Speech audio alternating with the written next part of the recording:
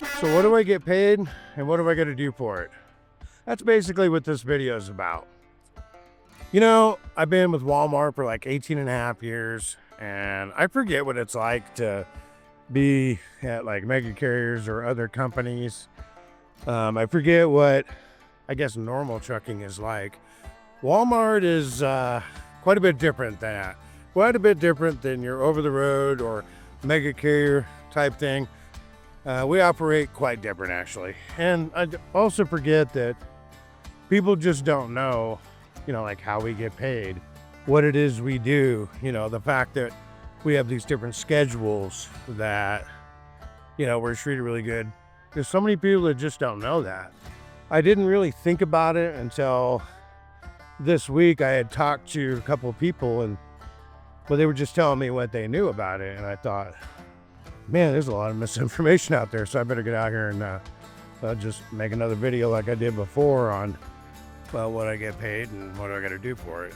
So how it's different is that here at Walmart, we don't just get paid by the mile. We get paid by the mile. We get paid by the hour. We get paid by activity. We get paid. Heck, we even get paid to sleep in the truck, $42 a night.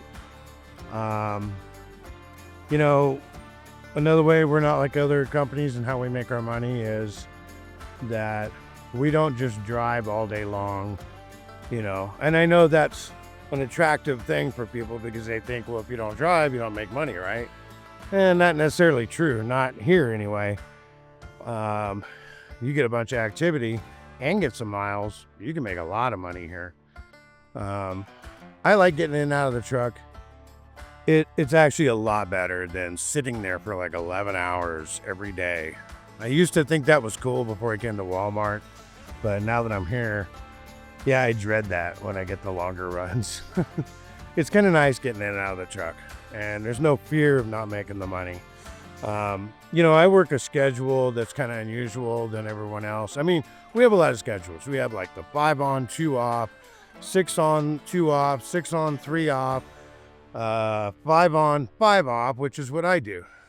And so I do the 5 on, 5 off. But no matter what schedule you do, you will be going to work at the day you're supposed to be going in the morning at the time. So let's just for an example, if you work Monday through Friday, you're going to be going to work at 0600 in the morning if that's your time on Monday.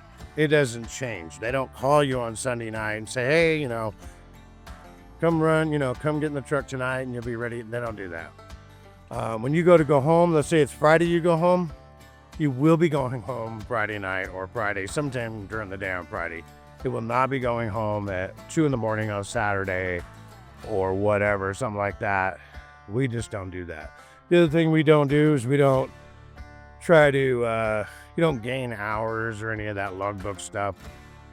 Because we have week-long schedules, then we have 34-hour resets. That's it. 34 hours, you come back, you got fresh hours. Never have to worry about hours. So, as far as how we get paid, I mean, for example, I'm a GM driver, so I get a load, I take it to a Walmart store from the distribution center, and most of the time, pretty much all of the time when it's GM, I just drop that trailer and hook onto another one. And I get paid for the activity for dropping the trailer.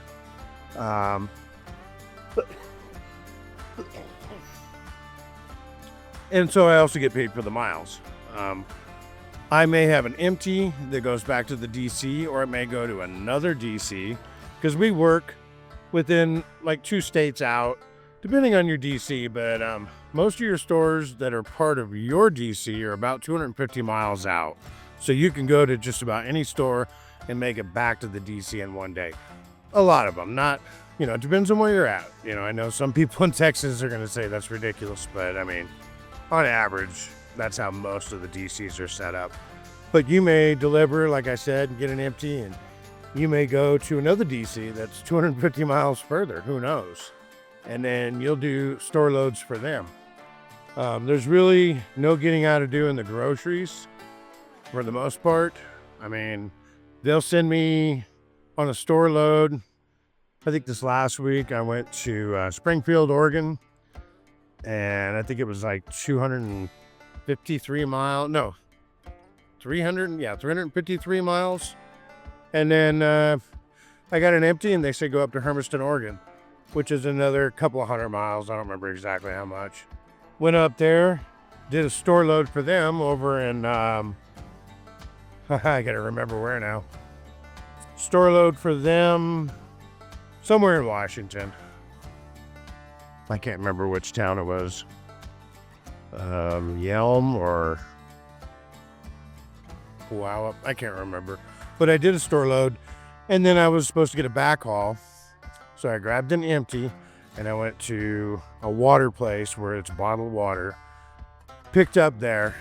And by the way, we never touch freight, we never load freight. Most of the time it's preloaded trailers everywhere we go. So I got to the water place, picked up a loaded trailer, dropped my empty, and then I went to the grocery distribution center, which is Grandview, Washington. So that's kind of when it shifts gears on how you're making money. So I had 2 different stores to do. One was, Hermiston, Oregon was one store, and College Place, Washington, I think that's what they called it, was the other one. And so I went to the first store. They have to unload their portion, which was 7 pallets. You just stand there and watch. You don't touch any of that. They unload it, and if it goes past 45 minutes, you'll start getting paid more money beyond the fact that you're getting paid for an unload. So you get paid more than if you did a drop and hook. You get paid for an unload, even though you're not unloading it. Put the seal on, a lock, go to the next store, and it was a drop and hook. Dropped and hooked, got an empty, and then they had me go empty back to Hermiston. So, I mean, you got to do a little something, but I mean, you don't have to touch the freight. You don't have to wait long periods of time. I mean, they take the stuff off fairly quickly. Now, if I was to have a reefer, we have reefers that have like 3 different zones in them for temperature zones, and we'll do things like frozen dairy or meat and produce, things like that. And those we actually have to go in the trailer and lift the bulkheads, but we don't have to unload it or anything like that. We just lift the bulkheads. The store employee, they go in there with a pallet jack, they pull off what they need. When they're done, you just button it back up and go to the next store. You can't drop and hook those. Those have to go back to the distribution center where they came from. So all this has pay, different activity type pays.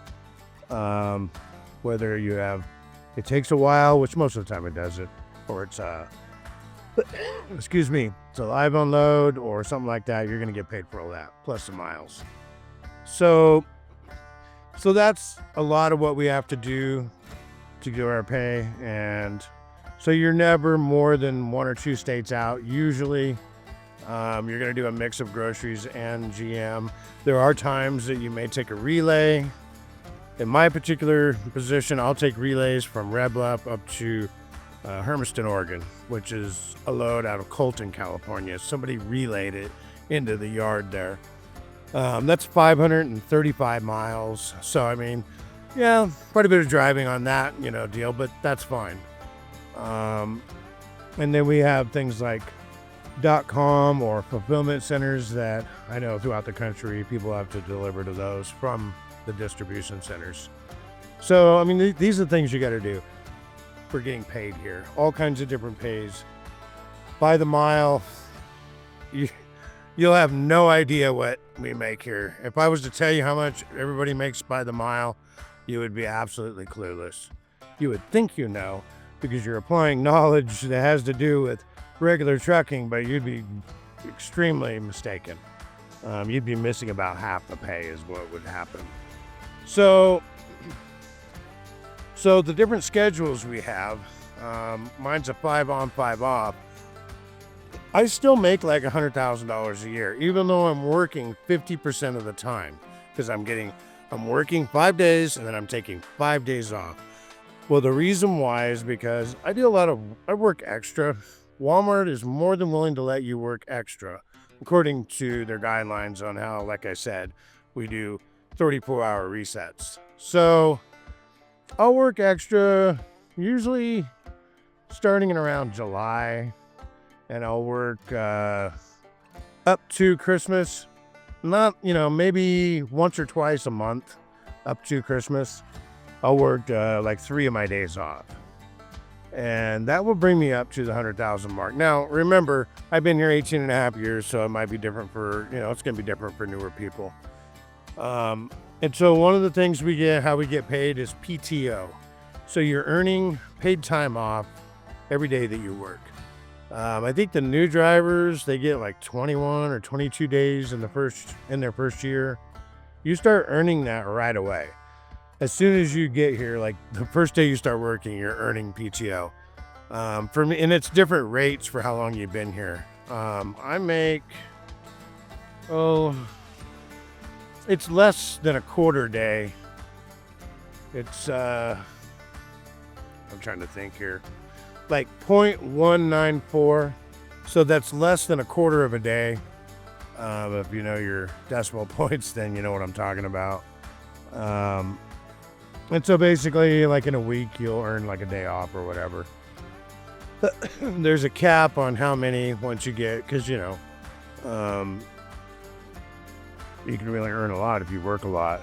But like I said, the new drivers get like 20. I think they're allowed 21 a year. I get 40 of them.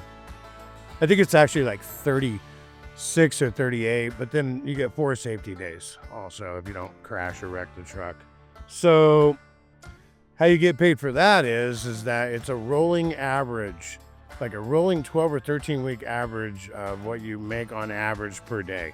It's pretty confusing because, when you average a number, let's say there's 5 days, you add up everything you made on those 5 days and you divide it by what? 5, right? Yeah, they kind of don't do that here. I mean, for the guys that work 5 on, 2 off, they do it like that for them. They'll get the number 10 divided into 10 days.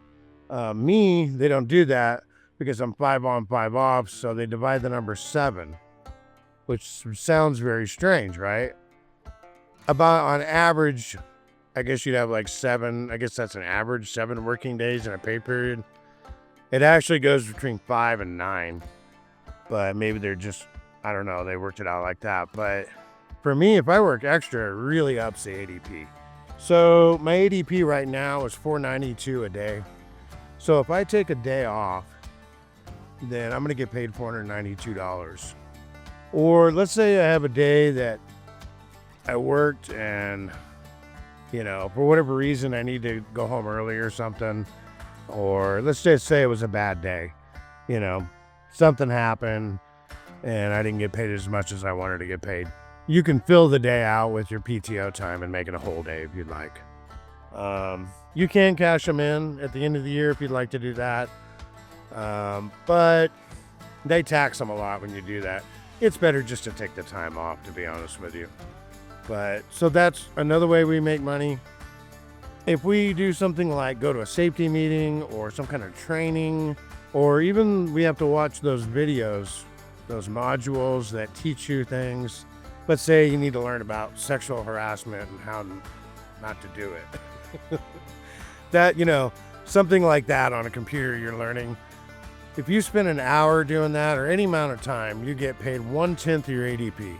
So 1/10 of your ADP is, for me, $492. That means I'm getting $49. What did I say? $492. $49.20 an hour. So obviously if I do something for an hour, I'll get paid that amount, or half hour, I'll get paid for half of that. And so that's another way we get paid. Yeah, not too many jobs where you could like right out the gate, like start earning time off. I know a lot of people are like, oh, I get this much vacation time. It's like, well, it's pretty hard to beat 40 days, even, and especially if you're a brand new driver and you're getting the 21, think about it. They're getting 21 plus they're getting 4 safety days. So they're getting about 25 days off in the very first year. and you could start taking those days off like right now, as soon as you get hired. I mean, maybe there's a week or two thing or something, but overall, you can start using that like right away. Every job I ever worked at, that's not the way it worked. You had to wait an entire year with no vacation, and then at the end of that year, then you can plan your vacation out, and you can take it all at once. Yeah, we don't do that here. You can do that here if you want, but you don't have to wait all year. I mean, you're earning that PTO time like right away. And that sky's pretty awesome behind me, yeah. Got a little sundown action there. So, I mean, these are the different ways that you can make money working here. Everything from time off to meetings to activity, doing groceries, GM, different schedules where you can go home every week. That's something a lot of people don't realize either, that we go home every single week. And it's not I'm going to swing by the house thing. I know a lot of regional jobs that I knew about back in the day. It was like, oh, I can go home every week. Oh, really? How's that go? Oh, I can swing by the house for the day. Yeah, I'm sorry, that's not days off. Swinging by the house for a day. We don't do that. We don't swing by the house for a day. You get your days off. And you get both of them or 3 of them, or in my case, 5 of them. Every time. And so that's something that's very different from third party or like mega carriers and that type of thing.